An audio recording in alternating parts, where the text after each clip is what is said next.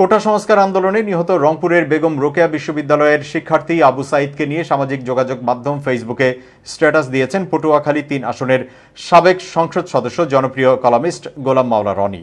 তিনি তাকে শহীদ হিসেবে উল্লেখ করেছেন। এখানে গোলাম মাওলা রনির ফেসবুক স্ট্যাটাস পুরোপুরি তুলে ধরা হলো।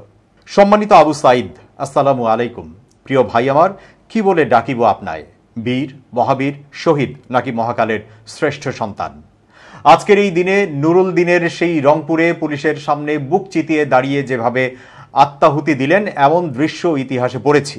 যে শহীদি তামান্না নিয়ে রাজপথে দাঁড়িয়ে মৃত্যুকে পরাজিত করলেন, এমন ঘটনা ধর্মীয় পুস্তকে পড়েছি।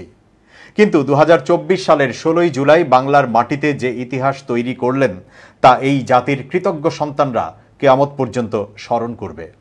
আপনি তো মহান আল্লাহর মেহমান হয়ে চলে গেলেন। আমার মতো কাপুরুষ রোজ কিয়ামতে আপনার সামনে কিভাবে দাঁড়াবো? আল্লাহর দরবারে কি জবাব দেব?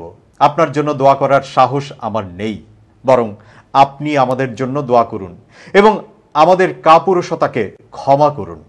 আপনার রক্ত, আপনার জীবন এই জাতির স্বাধীনতা এবং সার্বভৌমত্বের পুঁজি হয়ে আমাদের ভীরুতা এবং কাপুরুষতার সাদাকা হিসেবে কিয়ামত পর্যন্ত আমাদের জন্য নূর হয়ে আমাদেরকে সঠিক পথ প্রদর্শন করুন।